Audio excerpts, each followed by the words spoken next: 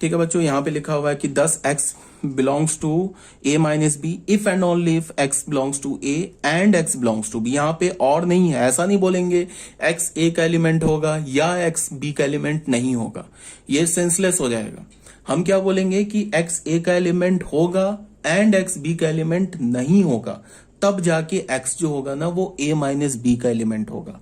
ठीक है, अब इसको वेन डायग्राम में हम कैसे लिखेंगे, हमने यहाँ पे देखो एक ए को यहां पे हमने क्या दिखाया, बी सेट के अंदर है, इसका मतलब ए बी का सबसेट है।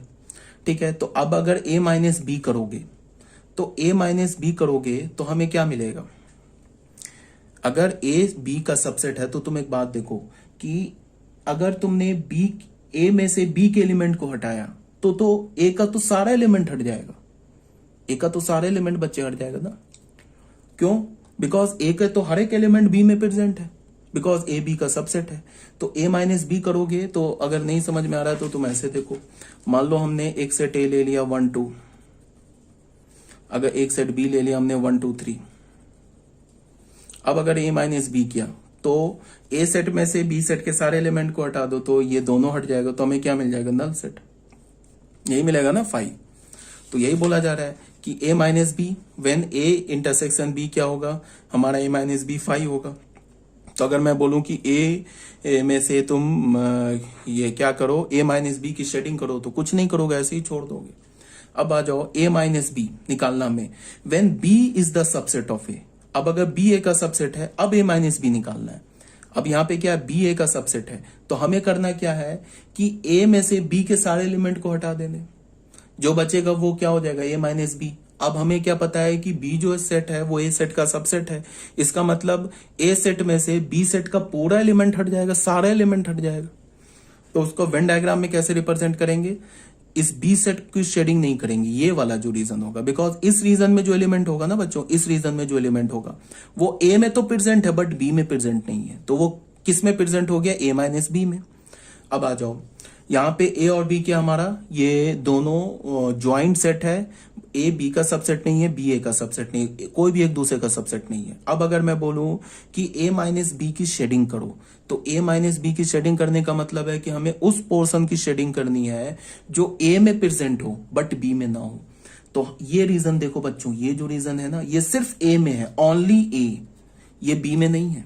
इस रीजन को हमें हटा देना है, बिकॉज ये जो रीजन है ये बी में भी है, तो ए माइनस बी में हमें क्या करना है, उस एलिमेंट को हटा देना है, बी के उस एलिमेंट को हटा देना है जो ए में प्रेजेंट हो। तो इसी रीजन में ना, इस रीजन में जो एलिमेंट होगा वो तो बी का भी एलिमेंट होगा, ए का भी एलिमेंट होगा, तो इस रीजन को हमें हटा देना है। ये जो एलिमेंट बच गया ये क्या हो गया, ये ए माइनस बी का शेडिंग हो गया। ठीक है, इसी तरह से ये बी माइनस ए का शेडिंग हो गया। इस केस में क्या है, ए माइनस बी की शेडिंग, ए और बी एक दूसरे का सबसेट नहीं है, इधर भी नहीं है। अब अगर मैंने बोला फिफ्थ में ए और बी हमारा डिसजॉइंट सेट है, अब मैंने बोला ए माइनस बी का शेडिंग करो, और हमें पता है कि बी का कोई भी एलिमेंट ए में प्रेजेंट नहीं है। अब मैंने बोला ए माइनस बी की शेडिंग करो, तो पूरा सेट ए आ जाएगा। क्यों आ जाएगा, बिकॉज ए सेट का कोई भी एलिमेंट नहीं हटेगा। क्यों नहीं हटेगा, बिकॉज ए सेट का कोई भी एलिमेंट बी सेट में प्रेजेंट नहीं है, तो नहीं हटेगा, तो पूरा सेट ए की शेडिंग हो गई, ये बी माइनस ए की शेडिंग हो गई। ठीक है, ये क्लियर होना चाहिए। अब बच्चों आ जाओ, यहाँ पे हमारे पास फर्स्ट में क्या है, let A is equal to 1 3 5 6 7 और ये बी सेट दे रखा है, तो बोला ए माइनस बी निकालो एंड बी माइनस ए निकालो। तो ए माइनस बी हम कैसे निकालेंगे, ए माइनस बी, ये ए लिखा ये बी लिखा, खोजा, इसमें खोजा कि कौन सा बी का एलिमेंट प्रेजेंट है, तो हमें एक 5 दिख गया, 5 को हटा दिया। फिर हमें क्या दिख गया, 2 3 4 5, तो इसमें एक 5 दिखा, 5 को हटा दिया। और कौन सा एलिमेंट दिखा, 3 दिखा, 3 को हटा दिया, तो ये 3 हट गया, ये 5 हट गया, तो कौन सा बचा, 1 6 7, तो ये हो गया ए माइनस बी। सिमिलरली हमने बी माइनस ए लिख लिया। अब मैं क्या बोल रहा हूं, in general A minus B और बी माइनस ए इक्वल नहीं होता है। मतलब क्या है, सेट ए और सेट बी कम्यूटेटिव नहीं होता है, वो कम्यूटेटिव नहीं होता है। इन जनरल हो भी सकता है, अगर तुम ए और बी सेट को इक्वल ले लोगे, दो इक्वल सेट ले लोगे, तो फिर ए माइनस बी और बी माइनस ए इक्वल आ जाएगा। अगर ए सेट और बी सेट तुमने इक्वल ले लिया, then A minus B is equal to B minus A.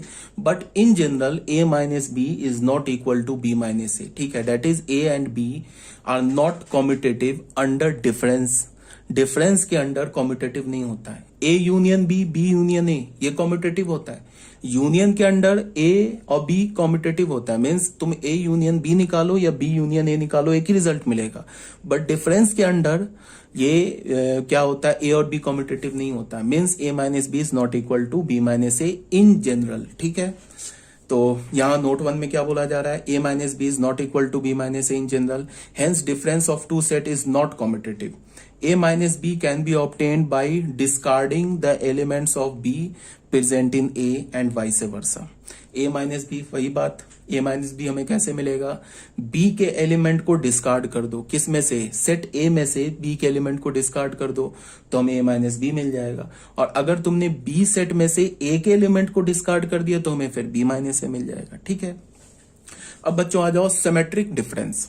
Symmetric difference of two sets, ये क्या होता है, सबसे पहले हम सिमेट्रिक डिफरेंस को ए ऐसे डेल्टा बी लिखते हैं, इसको हम क्या बोलते हैं, A symmetric difference B. A symmetric difference B को क्या बोलते हैं, A minus B union B minus A. इसका जो ए सिमेट्रिक डिफरेंस बी है ना, इसका डेफिनेशन ये होता है, ए माइनस बी सेट और बी माइनस ए सेट का यूनियन ले लो तो वो ए सिमेट्रिक डिफरेंस बी आ जाएगा। इसको हम कैसे बोलेंगे, the set of all x such that x not belongs to A intersection B. ये क्या हुआ अभी समझ जाओगे। एक बात बताओ, यहां पहले वेन डायग्राम देखो। वेन डायग्राम में ये जो अभी बताया है, ये जो शेडिंग है, ये किसकी शेडिंग है, यहां से लेके यहां तक किसकी शेडिंग है, ए माइनस बी की, और यहां से यहां तक किसकी शेडिंग है, ये बी माइनस ए की। तो ये टोटल किसकी शेडिंग है, ए सिमेट्रिक डिफरेंस बी की। क्यों, बिकॉज ए माइनस बी और बी माइनस ए दोनों को शेड कर दिया हमने। इसका क्या मतलब है, ये भी रीजन लिया एंड ये भी रीजन लिया है, दोनों का यूनियन लिया है। इसका मतलब कि ये एसिमेट्रिक डिफरेंस बी का शेडिंग है। अब अगर मैं तुम्हें ऐसे बोलूं कि एसिमेट्रिक डिफरेंस बी का कोई एलिमेंट अगर मैंने उठा लिया, किसका, एसिमेट्रिक डिफरेंस बी का अगर मैंने कोई भी एक एलिमेंट उठा लिया तो वो एलिमेंट उन दोनों का कॉमन नहीं हो सकता है, बिकॉज इस रीजन में सिर्फ ए प्रेजेंट है, इस रीजन में सिर्फ बी प्रेजेंट है। ये रीजन हमने छोड़ा है ना, तो इसमें तो कॉमन एलिमेंट है। तो अगर मैंने x बोला कि जो है एसिमेट्रिक बी का सेट का एलिमेंट है, कौन, ये x जो एलिमेंट है ये एसिमेट्रिक बी सेट का एलिमेंट है, तो तुम बोलोगे कि फिर जो x होगा वो a इंटरसेक्शन b का एलिमेंट नहीं होगा। ठीक है, यहां पे केस में क्या है, हमने एसिमेट्रिक डिफरेंस बी का हमने शेडिंग किया कब, व्हेन ए बी का सबसेट नहीं है, बी ए का सबसेट नहीं है। ठीक है, यहां पे हमने ए सिमेट्रिक डिफरेंस बी की शेडिंग की है कब, जब ए और बी डिसजॉइंट सेट है। तो ए सिमेट्रिक डिफरेंस बी तो क्या होता है, ए सिमेट्रिक डिफरेंस बी क्या होता है, A minus B union B minus A. अब हमें पता है ए माइनस बी क्या होगा, ए। क्यों, because A and B are disjoint, B का कोई भी एलिमेंट ए में नहीं है, तो बी ए सेट में से कोई भी एलिमेंट नहीं हटेगा तो सेट ए आ जाएगा। फिर बी माइनस ए क्या होगा, बी। क्यों, because A and B disjoint है, बी सेट में से ए के सेट को एलिमेंट को हटाओगे तो कोई भी एलिमेंट नहीं हटेगा। क्यों, बिकॉज बी सेट में ए सेट का कोई भी एलिमेंट प्रेजेंट नहीं है। तो यहां एसिमेट्रिक डिफरेंस बी क्या हमें मिला, ए यूनियन बी। अब यहाँ पे ए यूनियन बी की शेडिंग कैसे करोगे, ए को भी पूरा शेड कर दिया, बी को भी पूरा शेड कर दिया, तो ये क्या हो गया, ए यूनियन बी का शेडिंग आ गया। तो इसको हम क्या बोलेंगे, ये एसिमेट्रिक डिफरेंस बी का भी शेडिंग है। क्यों, because A symmetric difference B is equal to A union B. कब, जब ए और बी डिसजॉइंट सेट है तब की बात हो रही है। ठीक है, यहाँ पे इंटरसेक्शन बी फाई है। अब देख लो क्या बच्चों कि तुम बी जो सेट है ना वो ए सेट का सबसेट है, मतलब क्या है, बी सेट ए सेट के अंदर है।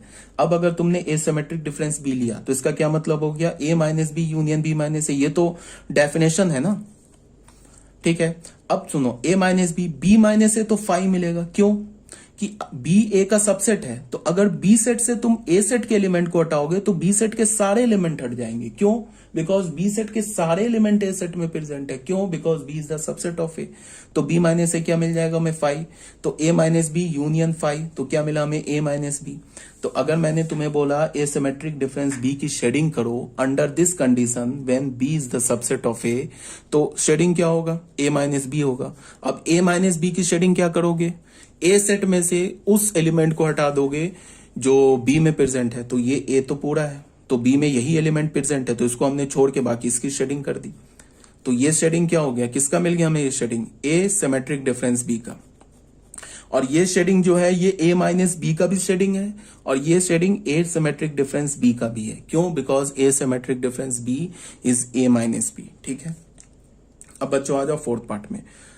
फोर्थ पार्ट में क्या है कि यहाँ पे बी ए का सबसेट था, यहाँ ए बी का सबसेट है। ठीक है, अब अगर मैं सिमेट्रिक डिफरेंस बी बोलूं तो फिर वही बी माइनस ए हो जाएगा। इसका क्या मतलब है? बी में से ए को हटा दो, तो ए को छोड़ के बाकी जो बचा उसको शेडिंग कर दिया। ठीक है, अब एग्जाम्पल देख लो एक। इसमें क्या बोल रहा है कि हमारे पास एक सेट दे रखा है 1 से लेके 8 तक है, बी सेट दे रखा है 1 3 5 6 7 8, then find A symmetric difference B and B symmetric difference A. तो सबसे पहले हमने ए माइनस बी निकाला, तो a माइनस बी क्या होगा? 2 4 मिल गया। b माइनस ए क्या मिल गया हमें? 9। तो ए सिमेट्रिक डिफरेंस b क्या हो गया? a minus B union b minus A. a minus B हमने 2 4 ले लिया, b माइनस ए हमने 9 ले लिया, इसका हमने यूनियन ले लिया तो 2 4 9 मिल गया। ये क्या मिल गया हमें? ए सिमेट्रिक डिफरेंस b। ठीक है, उसके बाद हमने क्या लिया? b minus A. तो b माइनस ए तो 9 है, a माइनस बी 2,4 है, तो b सिमेट्रिक डिफरेंस ए लिखेंगे। तो यहां ध्यान दो, ए सिमेट्रिक डिफरेंस बी लिया था तो क्या लिया था? A minus B union B minus A. तो बी सिमेट्रिक डिफरेंस ए लेंगे तो क्या लिखेंगे? B minus A union A minus B. तो बी माइनस ए क्या है? 9, ए माइनस बी क्या हमारा? 2,4। तो उसका सिमेट्रिक डिफरेंस ले लेंगे तो ये आ गया। अब यहां पे क्या है? A symmetric difference B is equal to B symmetric difference A. ये हमेशा ट्रू है। मतलब क्या है कि A and B are commutative under symmetric difference. A minus B क्या होता है? कम्यूटेटिव नहीं होता है ना अंडर डिफरेंस। डिफरेंस के अंदर ए माइनस बी कम्यूटेटिव नहीं होता, बट सिमेट्रिक डिफरेंस के अंदर ए और बी कम्यूटेटिव होता है। ठीक है, इसका मतलब ए सिमेट्रिक डिफरेंस बी लिखो या बी सिमेट्रिक डिफरेंस ए लिखो, किसी भी ए और बी के लिए वो हमेशा सेम ही आएगा। अब आ जाओ बच्चों complement of set. Complement of set में क्या है? ये कुछ नहीं लिखा है और ये भी कुछ नहीं लिखा है। कंप्लीमेंट ऑफ सेट में क्या है? ए पे पावर एस सी लिखो या ए पे पावर डैश लिखो। इसको हम क्या बोलते हैं? S minus A. अब ये एस माइनस ए क्या है? एस क्या हमारा? यूनिवर्सल सेट माइनस ए। मतलब कि अगर मैं तुम्हें किसी भी सेट का कंप्लीमेंट बोलूं लिखने के लिए, तो उस सेट को तुम क्या करो कि यूनिवर्सल सेट से सब्ट्रैक्ट कर दो। अब हमारे पास यूनिवर्सल सेट क्या होता है? इन जनरल सबसे बड़ा यूनिवर्सल सेट रियल नंबर होता है। अभी तक जितने हम नंबर्स जानते हैं वो तो रियल नंबर के अंडर ही आते हैं ना। तो अगर मैंने बोला कि रैशनल नंबर का कंप्लीमेंट लो, तो इसका क्या मतलब हो गया कि रियल नंबर से रैशनल नंबर को हटा दो तो क्या बचेगा? Irrational number. अगर मैंने बोला कि इरैशनल नंबर का कंप्लीमेंट लो, इसका क्या मतलब है कि रियल नंबर से इरैशनल को हटा दो तो क्या बचेगा? Rational number. अगर मैंने बोला ना तुम्हें ऐसे क्यू कंप्लीमेंट, या इसको मैंने क्यू लिखा, इसका मतलब आर माइनस क्यू हटा दो। ये आर माइनस क्यू ये पूरा सेट क्या है? सेट ऑफ इरैशनल, ये rational number. Sorry, Q complement हटा दिया, Q complement R minus Q हटा दिया, तो आर माइनस क्यू हटा दिया। क्यू का कंप्लीमेंट लिया तो आर माइनस क्यू हटा दिया, तो आर माइनस क्यू क्या हमारा? Set of irrational number. अगर मैंने क्यू का कंप्लीमेंट ले लिया तो क्या मिल गया हमें? Irrational number. ठीक है, अगर मान लो कि ऐसे हमारे पास एस को अगर हमने क्या बोल दिया? नेचुरल नंबर बोल दिया, मतलब यूनिवर्सल सेट को अगर हमने नेचुरल नंबर मान लिया, या फिर यूनिवर्सल सेट को तुम होल नंबर मान लो, और एक हमने नेचुरल नंबर का सेट लिया। अभी हमने यूनिवर्सल सेट को क्या माना? Whole number. अब अगर मैंने बोला कि एन कंप्लीमेंट लिखो, तो एन कंप्लीमेंट क्या होगा? एस माइनस डब्ल्यू, सॉरी क्या मैं बोल रहा हूं, हाँ एस माइनस एन, सॉरी क्या बोल रहा हूं मैं, एन कंप्लीमेंट लिखो तो एन कंप्लीमेंट क्या होगा? S minus N. एस क्या हमारा? W minus N. डब्ल्यू क्या? Whole number. होल नंबर से नेचुरल नंबर हटा दो, क्या बचेगा? सिर्फ 0। अब अगर मैं बोलूं कि एस कंप्लीमेंट लिखो, तो एस कंप्लीमेंट का मतलब क्या होगा? यूनिवर्सल सेट से यूनिवर्सल सेट को हटा दो तो वो 5 हो जाएगा। ए माइनस ए क्या होगा? 5 सेट होगा। ए सेट में से ए सेट के सारे एलिमेंट हटा दोगे तो क्या हो जाएगा? 5 सेट होगा। ठीक है, ये बात आ रही है समझ में? अब वेन डायग्राम में बच्चों देख लो, यहां इसको देख लो क्या लिखा है? एक्स अगर ए कंप्लीमेंट का एलिमेंट नहीं है तो इसका क्या मतलब है कि वो फिर ए का एलिमेंट है। नहीं है लिखा है यहां पे। जैसे मैंने तुम्हें ऐसे बोला, जैसे मान लो हमने क्यू कंप्लीमेंट क्या होता है? R minus Q. R minus Q क्या होता है? Set of irrational number. ये क्या होता है? Set of irrational number. ये रैशनल नंबर का सेट होता है। तो अगर मैंने बोला कि x जो है वो q कंप्लीमेंट का एलिमेंट नहीं है, मतलब x हमारा जो है इरेशनल नंबर नहीं है, तो इससे क्या पता चला कि x क्या होगा, फिर रैशनल नंबर होगा। x belongs to rational number. अगर q कंप्लीमेंट का नहीं है तो x रैशनल नंबर का एलिमेंट होगा। तो क्या होगा, यही बोला जा रहा है ना कि अगर x जो है वो a कंप्लीमेंट का एलिमेंट नहीं है तो फिर x क्या है, a का एलिमेंट है। ठीक है, अब आ जाओ from Venn diagram. Venn diagram से आ जाओ, मान लो कि हमने ये एक रेक्टेंगल लिया, इसके अंदर एक सेट ए ले लिया। तो अगर मैं बोलूं कि ए कंप्लीमेंट की शेडिंग करो, तो ए कंप्लीमेंट का क्या मतलब है, पूरे यूनिवर्सल सेट से तुम ए सेट को हटा दो। तो ये तो पूरा यूनिवर्सल सेट है, उसमें से हमने ये ए सेट को हटा दिया, तो ये हमारा ए कंप्लीमेंट सेट की शेडिंग है। अब ये क्या है हमारा, ये ए और बी हमारा ओवरलैपिंग सेट है। अगर मैं बोलूं ए यूनियन बी कंप्लीमेंट की शेडिंग करो, तो हम क्या करेंगे, पूरे यूनिवर्सल सेट से ए यूनियन बी को हटा देंगे। ए यूनियन बी क्या हमारा, ये पूरा है ना, ये पूरा है ना ए यूनियन बी, तो इसको छोड़ के बाकी सब शेडिंग कर दिया। तो ये जो पूरा शेडिंग है ना, कंप्लीट शेडिंग, ये किसको रिप्रेजेंट कर रहा है, ए यूनियन बी कंप्लीमेंट को। अब मैं बोलूं ए इंटरसेक्शन बी कंप्लीमेंट की शेडिंग करो, तो इसका मतलब यूनिवर्सल से ये ए इंटरसेक्शन बी को छोड़ के बाकी सबकी शेडिंग कर दो। क्यों, because A intersection B complement क्या होगा, यूनिवर्सल सेट से ए इंटरसेक्शन बी को हटा दो। तो ए इंटरसेक्शन बी को हमने छोड़ दिया और बाकी सबकी शेडिंग कर दी। देखो यहां छोड़ के बाकी सबकी शेडिंग कर दी। अब मैं बोल रहा हूं कि बी जो है ए का सबसेट है। अब मैं बोल रहा हूं ए इंटरसेक्शन बी कंप्लीमेंट की शेडिंग करो, तो उसका मतलब क्या है, ए इंटरसेक्शन बी क्या होगा, वो तो बी होगा ना। क्यों, because B is the subset of A. तो इसका मतलब कि अगर मैं बोलूं ए इंटरसेक्शन बी की शेडिंग करो, sorry A intersection B complement की शेडिंग करो, इसका मतलब बी कंप्लीमेंट की शेडिंग करो। तो बी क्या होगा, बी कंप्लीमेंट की शेडिंग कैसे करेंगे, बी को छोड़ के बाकी सबकी शेडिंग कर देंगे। तो बी को छोड़ दिया हमने, बाकी सबकी शेडिंग कर दी। ठीक है, अब यहां पे फिफ्थ में क्या है कि अगर मैं बोलूं ए यूनियन बी कंप्लीमेंट की शेडिंग करो, तो यहां पे ए और बी तो डिसजॉइंट सेट है, तो ए यूनियन बी क्या होगा, ए यूनियन बी, ए की भी शेडिंग होती, बी की भी शेडिंग होती। अगर मैं ए यूनियन बी बोलता तो ए यूनियन बी कंप्लीमेंट की शेडिंग क्या होगी, ए और बी को छोड़ के बाकी सबकी शेडिंग कर दो। अब अगर मैं बोलूं ए यूनियन बी कंप्लीमेंट की शेडिंग करो, यहां पे क्या है, जो बी है ना वो ए का सबसेट है, तो ये ए यूनियन बी क्या होगा बताओ, ए यूनियन बी क्या होगा, सुपर सेट। सुपर सेट क्या है, ए है, तो इसका मतलब ए कंप्लीमेंट का शेडिंग करो। ए कंप्लीमेंट की शेडिंग करने का मतलब ए छोड़ के बाकी सब शेडिंग कर दिया। ठीक है, नोट में आ जाओ। नोट 1 में क्या बोल रहा है कि अगर एक्स ए कंप्लीमेंट का एलिमेंट है तो इसका मतलब ए का एलिमेंट नहीं है। अगर एक्स ए का एलिमेंट है तो इसका मतलब क्या है कि ए कंप्लीमेंट का एलिमेंट नहीं है। ये बहुत सिंपल सी बात है कि अगर मैं बोलूं कि एक्स जो है वो क्यू कंप्लीमेंट का एलिमेंट है, तो ये बोलेगा कि x जो होगा वो q का एलिमेंट नहीं होगा। अगर मैंने बोला कि x जो होगा q कंप्लीमेंट का एलिमेंट नहीं है, तो इससे क्या पता चलेगा कि जो x होगा वो q का एलिमेंट होगा। अगर q का एलिमेंट है तभी तो उसके कंप्लीमेंट का एलिमेंट नहीं है। ठीक है, जैसे अगर नहीं समझ में आया तो एक एग्जांपल ले लो। मान लो 1 2 से लेके 10 तक ले लिया हमने, एक सेट ए ले लिया, ये क्या ले लिया 1 2 3 4 5 ले लिया। तो ए कंप्लीमेंट क्या होगा, एस माइनस ए। एस माइनस ए करोगे तो क्या मिलेगा, एस में से ए को हटा दो तो मतलब 6 7 8 9 10 ये बच गया।